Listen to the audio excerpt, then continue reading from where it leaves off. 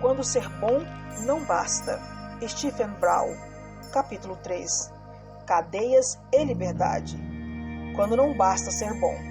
Gálatas, capítulo 3, versículo 1.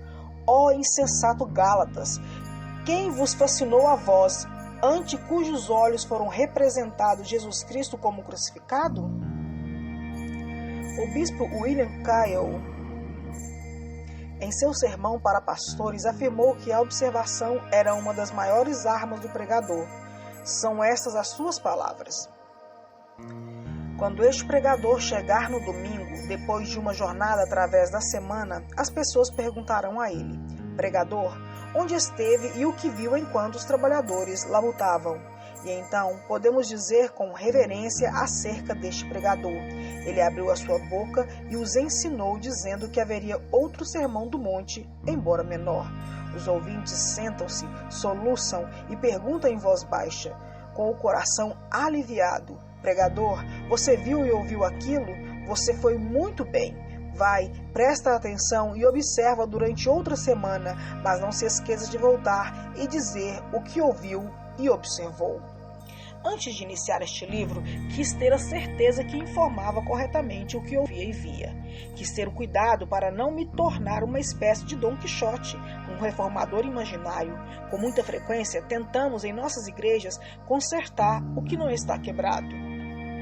Todos nós temos ouvido, e alguns de nós pregado, sermões que tratam de problemas inexistentes.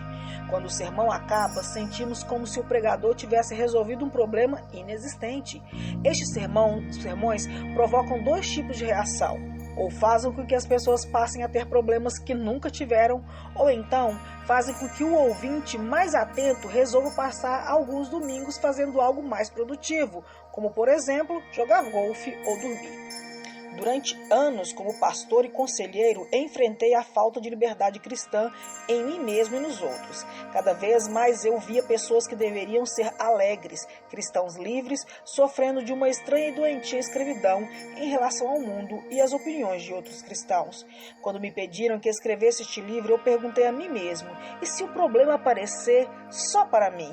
E se, como Freud, tenho enfrentado doenças por tanto tempo que vejo sobre todas as perspectivas?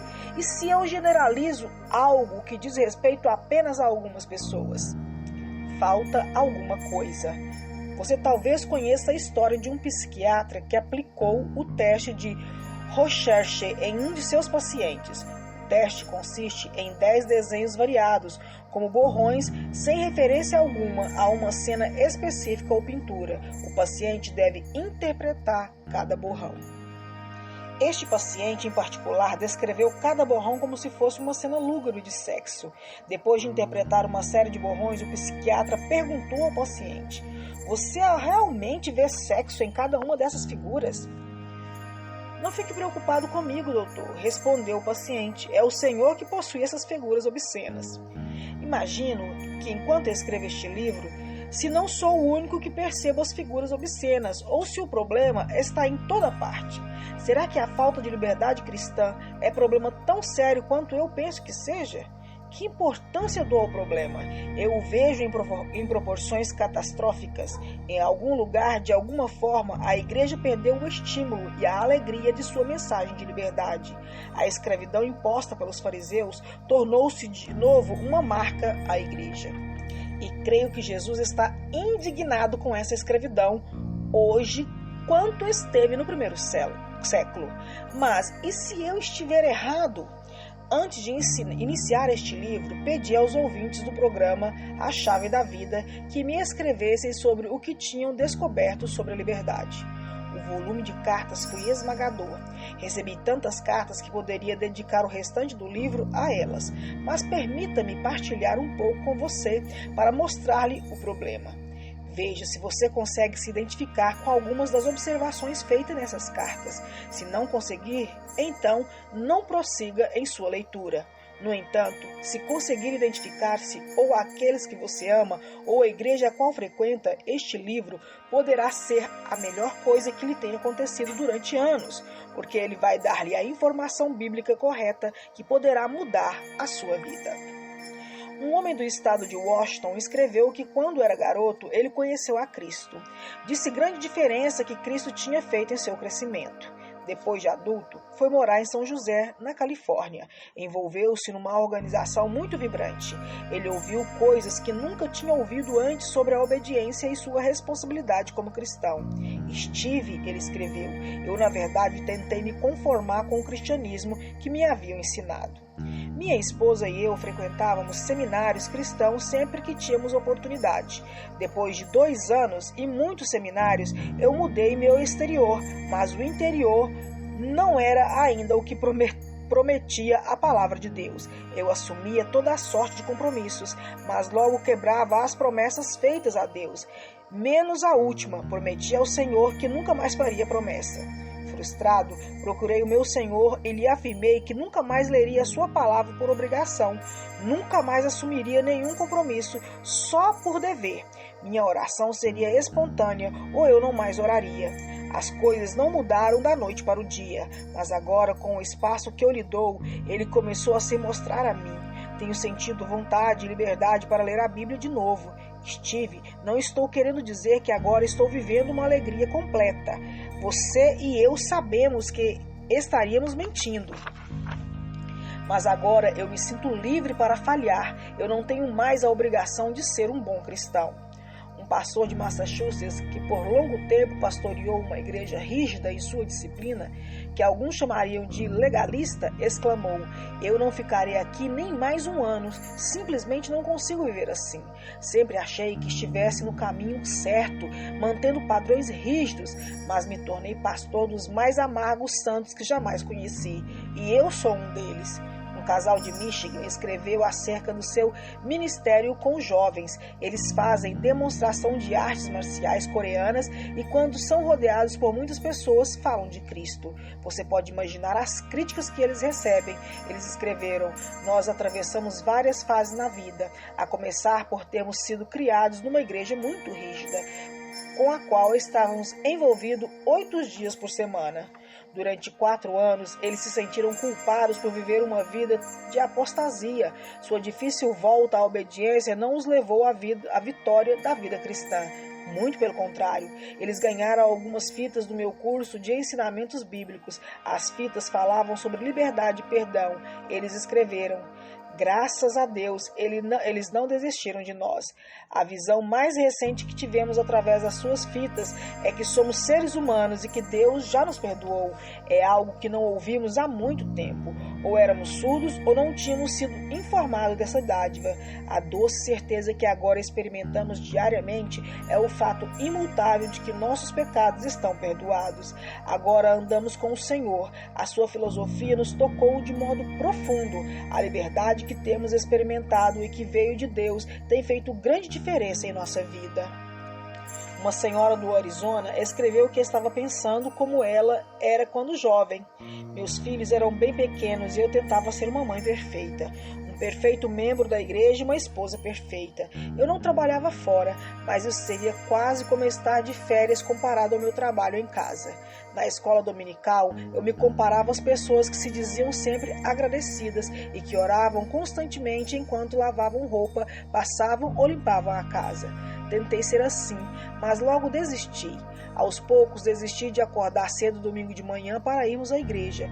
Ao tentar viver nos mesmos padrões dos outros, quase me destruí. Um dia, essa senhora encontrou-se com uma missionária que a surpreendeu com o seu sentido de liberdade.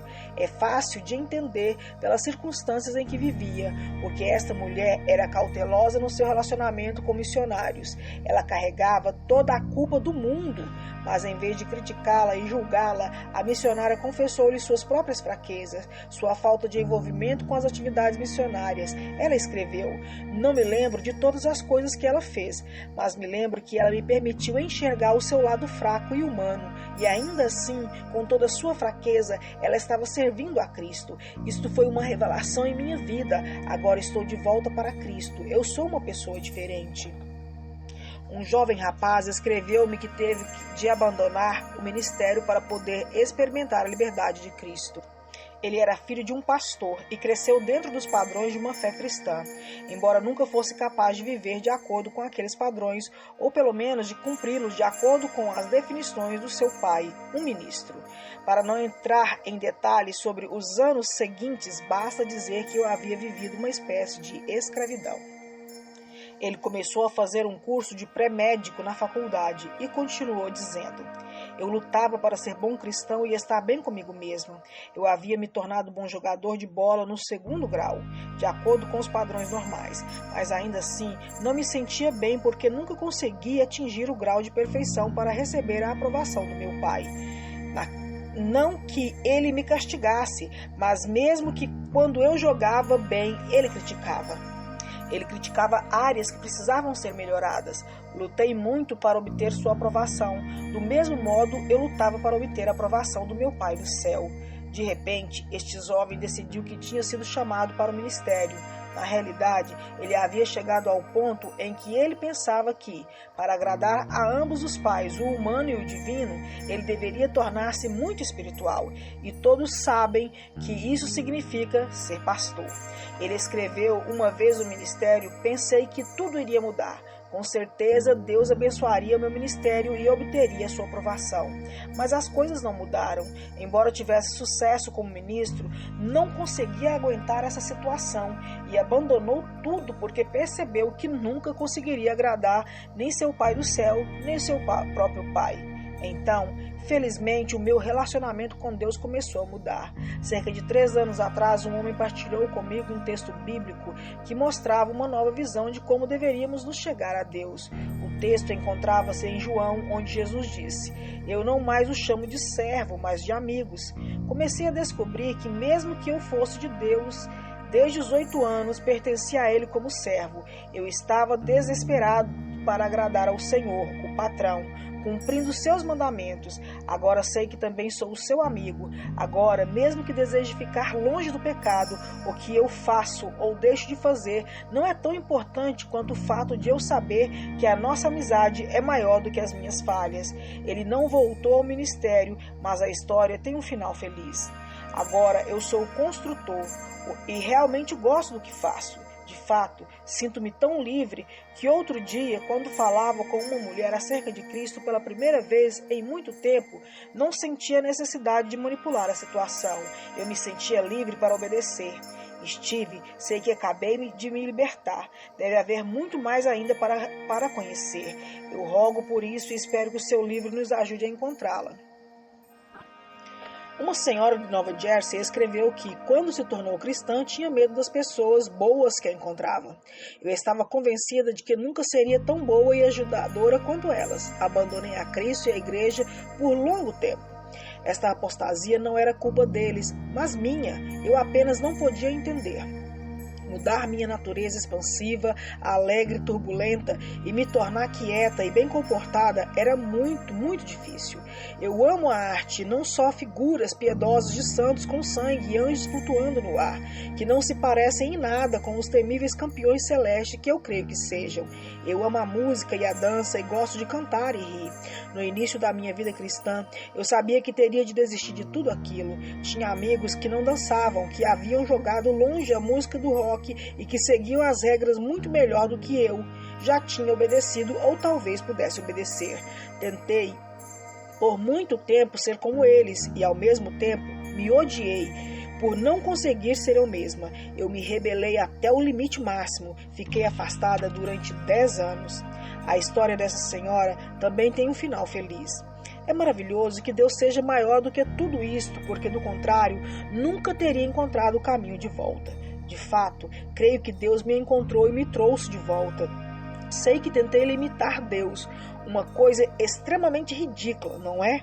Também aprendi a me perdoar. Sei que sou o que Deus fez e agora eu aceito a mim mesma e também aquela parte de mim que quer e precisa cantar, dançar e falar alto. Obediência tem um significado diferente e muito bom. Submissão é algo que eu escolhi. Nem todas as cartas que eu recebi tinham um final feliz, mas todas apresentavam um ponto em comum: entender o verdadeiro significado da liberdade. Uma senhora da Flórida escreveu: estou muito zangada e frustrada porque me sinto como se estivesse tentando viver em 2 mundos ao mesmo tempo e falhando em ambos. Apenas não posso ser aquilo que os meus amigos cristãos acham que eu devo ser. Não consigo estar sempre sorrindo, andando com a cabeça nas nuvens, juntando as mãos e dizendo louvado seja o Senhor. Fico deprimida, sinto medo, sinto-me zangada, até mesmo com Deus. Então, com todos esses sentimentos dentro de mim, sinto-me culpada. Preciso de liberdade. Preciso de um Deus que entenda os meus sentimentos, que não me queime com uma flecha incandescente por causa deles. Um homem de 35 anos de idade, comprovadamente homossexual, escreveu: não gosto daquilo que sou e quero ser diferente. Por favor, não me aconselhe a relacionar-me com cristãos. Tentei conversar com as pessoas na igreja e elas simplesmente não conseguem tratar com o meu pecado. Se eles soubessem que eu quero muito me livrar disto, mas não sei como fazê-lo. Tornei-me cristão aos 16 anos, mas ninguém confiou em mim por causa do meu pecado. Talvez eles tenham razão. Cada vez mais as pessoas expressam seu desejo de liberdade, desde os pastores até os leigos. Por toda parte admitiam honestamente que, apesar de muito se falar acerca da liberdade, há muito pouco de real liberdade. Liberdade para ser amigo. Eu poderia continuar falando acerca das cartas. Todas essas pessoas estão descobrindo que a liberdade é só mais uma palavra vazia, ou talvez tenham descoberto que ela é. Talvez tenham perdido ou tentado tudo mais. Quando não se tem mais nada para perder, descobre-se uma coisa maravilhosa: você é livre. O esforço tremendo para proteger, racionalizar, esconder e fingir já não existe mais. Tudo que você tem é Jesus. Claro que você não acha que Jesus é tudo aquilo de que você precisa, até que Jesus seja tudo aquilo que você tenha. Quando Ele é tudo o que você tem, então você sabe que Ele é tudo o que você precisava. Quando eu fazia um curso de liturgia no seminário, durante uma das aulas, o professor criticou um aluno por ler os Sanctus, a parte da liturgia que inicia com Santo, Santo, Santo, na hora errada. Se vamos ter consideração para com as pessoas às quais servimos na igreja, disse o professor, é necessário que a liturgia esteja certa. Hoje, eu acho que ele quis dizer que o Sanctus deveria estar no lugar certo, mas ninguém diria hoje em dia algo tão sem propósito. A maioria de nós está tão confusa quanto aquele professor. A fé cristã não é sobre os santos, ou sobre liturgia, ou regras, ou religião, ou teologia, ou doutrina, ou conformidade, ou mesmo agradar as pessoas. A fé cristã trata-se de um relacionamento com alguém que nos ama e nos libertou para ser nosso amigo.